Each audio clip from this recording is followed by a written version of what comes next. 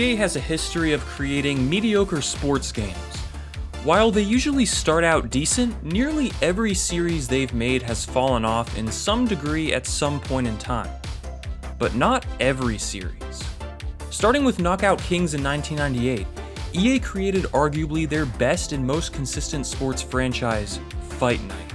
After a few good games released under the Knockout Kings name, EA released Fight Night 2004 in, you guessed it, 2004. And what came after resulted in one of the greatest runs in sports video game history.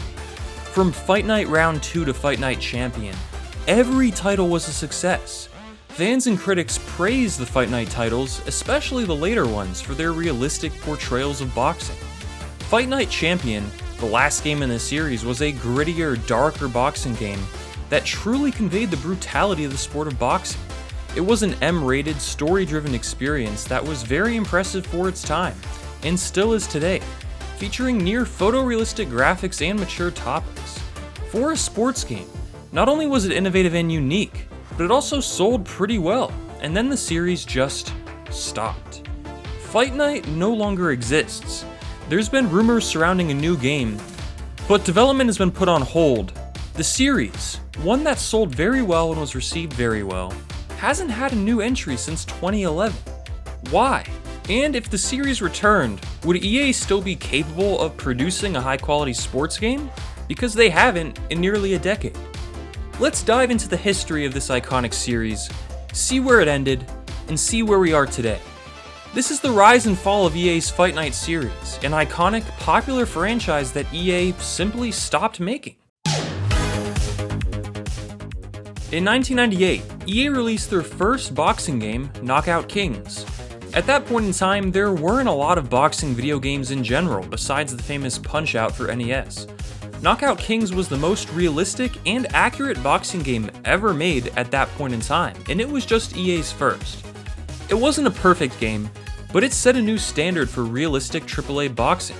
Featuring 3 game modes, Exhibition, Slugfest, and Career, it wasn't anything crazy, but it was a very solid start for the new series.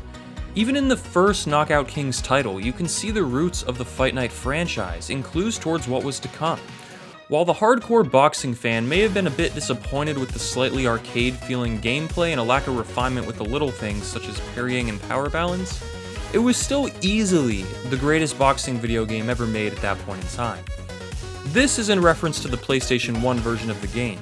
Surprisingly, the game also released for the Game Boy Color, and this was the only EA boxing game to ever release for a handheld system until Fight Night Round 3 on the PSP. Consider it a rare, retro, early handheld version of Fight Night. It was pretty bare bones, featuring just 10 real-life boxers, but it supported multiplayer over a link cable and included the ability to create a boxer. It wasn't a great game by any means, but I think it's worth mentioning due to how forgotten it is. Knockout Kings 2000 was next, and it was a solid improvement. The game was ported to the Nintendo 64, and it would be the last game in the series on that console. As for the PlayStation version, the graphics received significant improvements, now with boxers having accurate faces and builds. Presentation was improved with new replays during matches. While it wasn't a groundbreaking release, it built upon the first Knockout Kings title's solid foundation. With Knockout Kings 2001, things started to get interesting. Despite the high reception of the first and second title, EA kept pushing the envelope. Keep in mind, there wasn't exactly much of any competition going on in the boxing video game scene. Usually in these videos, I talk about how competition brought the best out of a franchise, and then it fell off once the competition faded. But with Fight Night, this actually wasn't the case. Instead, it seemed like the developers behind these games truly loved boxing and were motivated to create a great video game representation of the sport because it hadn't been done before. These games were made out of passion, not simply to make a profit. While the PlayStation version of 01 was similar to the year before with a few tweaks, this game also released for the PlayStation 2, a first for the series, and that's the version you want to play. 2001's roster grew substantially. All of the top named fighters you'd expect from the time, both male and female, were included, along with historic fighters like the great Muhammad Ali. Butterbean returned from the year before, and man do I love playing with Butterbean, he's a beast. A new game mode was added dubbed Classic Fights, and the career mode received significant upgrades, now allowing you to choose the gym you start your career in, as well as more in-depth decision making, with you having your choice of trainers and cutmen that impact your boxer's skills in different ways. Gameplay took a step forward, becoming more realistic. Boxers move around the ring quicker and behave in a more realistic manner. The CPU will evade and slip punches that it wouldn't have in the previous version, and you can now hit your opponent from new angles rather than from the relatively linear gameplay of the first game where you could only really hit the opposition head on. The improved mobility of your boxer also allowed for better defense, as you can now bob and weave to duck or avoid hits. While these graphics may not appear impressive today, for its time this game looked amazing. This was one of, if not the best looking sports games out at the time. And guess what? Max Kellerman is part of the game's commentary team all the way back in 2000. And while he's been a boxing commentator for a long time, those who only knew him from First Take might be surprised to hear his voice. Knockout Kings 2002 released not only for the PlayStation 2 again, but also for the original Xbox, unlocking a lot more power to work with. Now that the game was only releasing on the 6th generation of consoles, the developers had the processing power available to create yet again the greatest boxing video game ever made. That seemed to be the team's goal every single year. Graphically, the Xbox version of the game blew away the previous year's PS2 version. Player likenesses were vastly improved and the game took a slightly more arcade approach, although it was still a relatively realistic game. Now your boxer was always facing the opponent, so your movements were made in relation to their position. Controls were revamped, and while they are a bit harder to pick up and play, once you got the hang of them, it unlocked a more complex gameplay experience. However, the game focuses heavily on slugging it out toe-to-toe, rather than using the entire ring to your advantage, which is where the game started to feel a bit less sim-like. It felt more like a button masher than a boxing sim, but it was still a fantastic game. Animations were fast, player movement was fast, giving gameplay an adrenaline-filled vibe. This was a fantastic game for multiplayer, with a tournament mode that would allow you to play with all of your friends, but the game felt lacking in the depth department. This was more of a gameplay and graphical rehaul, resulting in yet another fantastic entry to the series, but the game still felt like it had more to accomplish to reach its ceiling. This would be the last Knockout Kings title for the Xbox or PlayStation 2. There was a Knockout Kings 2003, which was surprisingly a Nintendo GameCube exclusive. Since the Nintendo 64 version of Knockout Kings 2000, Nintendo console owners haven't been able to play newer titles in the series, so EA decided to re-release Knockout Kings 2002 a year later, calling it 2003 just for the GameCube. It was more or less the same game, ported over with a few small additions. And then EA made a massive change, one that would change the boxing video game scene forever. In 2004, 2 years after the last Knockout Kings title, and 3 years after the base of that game was released, EA returned with a new boxing series. While the Knockout Kings games were the most realistic boxing titles you could buy at the time, they still leaned more towards the arcade side in certain areas and could never truly figure out what they wanted to be. In 2003, EA took their triple-play baseball series and started over, renaming it to MVP Baseball and taking the world by storm. Seeing how successful that move was, they decided to go the same route with their Knockout Kings series. While it was a successful series, EA set their aim even higher, and released a brand new boxing game with the now iconic name Fight Night. Fight Night 2004 was leagues above any Knockout Kings title, which was super impressive considering how well received those titles were. The boxing genre was reinvigorated, with 2004 delivering a truly simulation-style boxing game. From the controls to the gameplay to the visuals, this was the definitive boxing video game. Even today, Fight Night 2004 holds up quite well. On the PlayStation 2, Online was added for the first time, and for the other versions, Exhibition and Career were the only game modes. While it may sound bare bones, Career Mode was actually a huge step forward. You started out with 0 attributes and slowly built your player up in the exact categories and skills you wanted. Between matches, you could train your fighter to increase his skills, and you could also choose your opponents, view your rewards, even buy new equipment with an in-game currency you earned by playing through the game. It also featured 32 licensed boxers covering 6 weight divisions, and the in-game creative fighter mode was so customizable, you could realistically create any boxer not featured in the game, such as Mike Tyson. The gameplay in the ring is where Fight Night 2004 stole the show. Now using analog sticks for controls, the game set the stage for all future Fight Night titles. You'd use the right analog stick to jab, pushing it to the left or right to use that respective hand. For hooks, you'd move the stick in a quarter circle rotation, and for uppercuts, you'd rotate the stick halfway.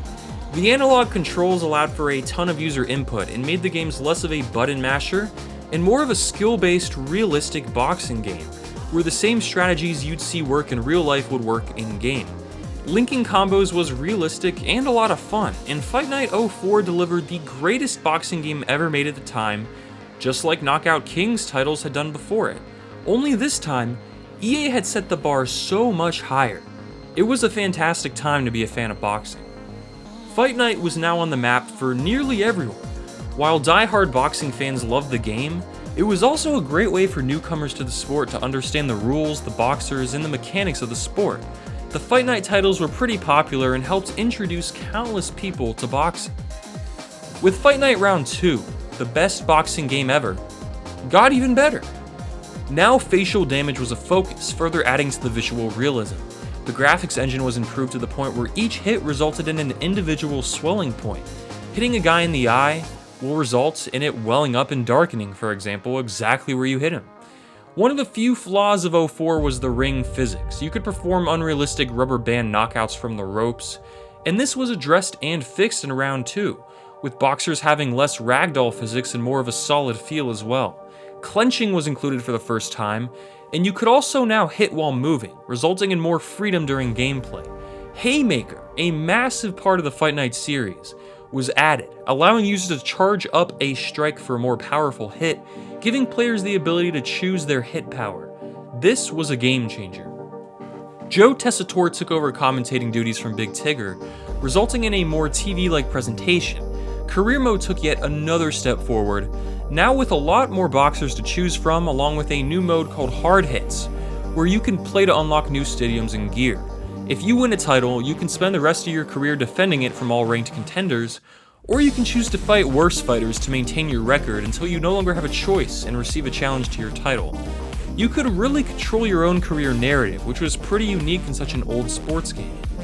Fight Night Round 2 received critical acclaim, and to this day, is still considered to be one of the greatest boxing games ever made.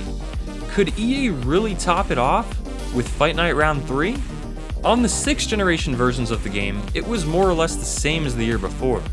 But Fight Night Round 3 also released for next-gen consoles, the Xbox 360 and PlayStation 3, for the first time, resulting in another massive evolution for the series.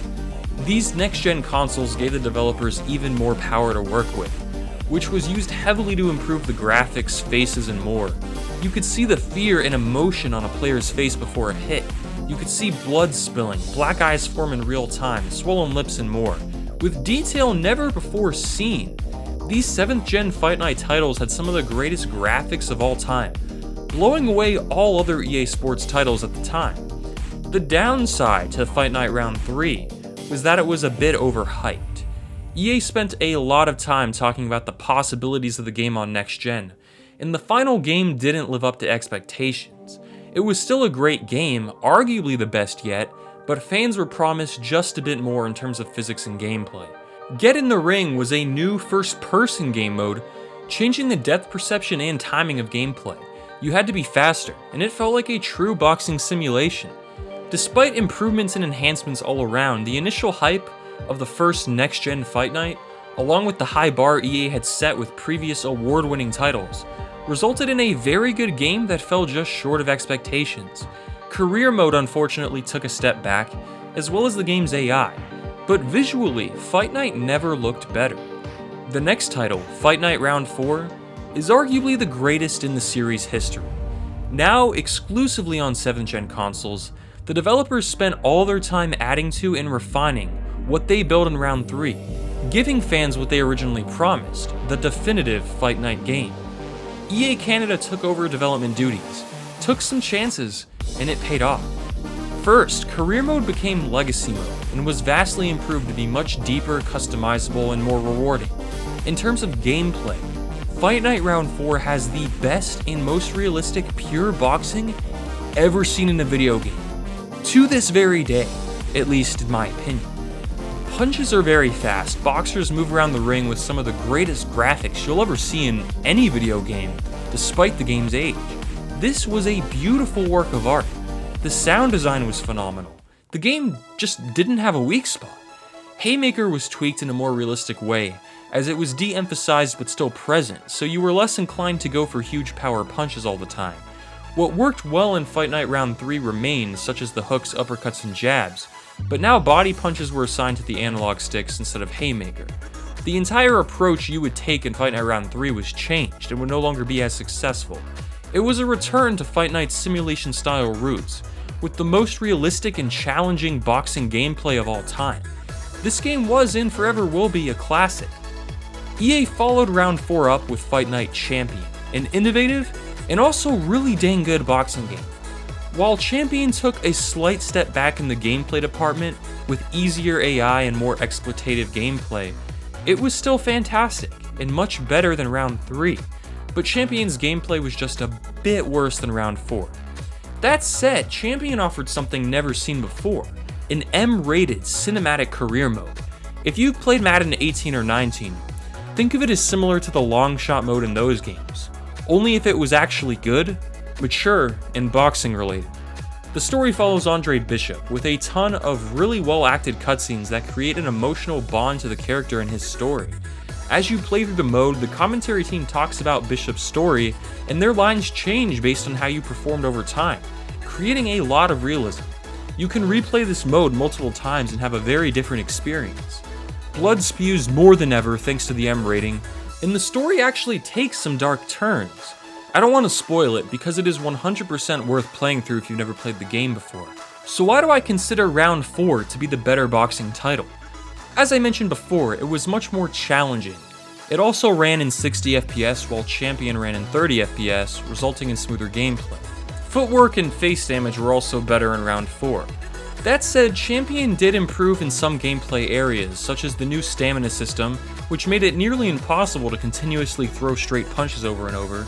Stick controls felt more fluid, and the overall gameplay had a nicer flow to it. But due to its easier gameplay and flaws, I have to give the nod to Round 4. It's definitely subjective though, and I can see the case for either game. Unfortunately, we never got to see another Fight Night game again. But why? Today, EA makes UFC games that have received relatively mediocre reviews at best. It's an MMA game, so it's not really comparable to Fight Night, but it's the closest thing we've had since. Why did EA stop making Fight Night games? The most common theory comes down to finances. EA over time has become a profit-driven company, and paying for the UFC license is much cheaper than having to pay individual boxers to appear in a game. It was rumored that fighters such as Floyd Mayweather were asking for a ton of money to appear in the game, to the point where EA didn't expect to turn a large profit. Many fighters today grew up playing these awesome games, and I'm sure most of them would love to be included in a new title.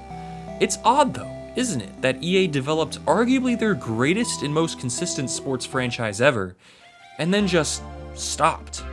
We may never know why they stopped making Fight Night games, but you could argue that the series ended at a perfect time.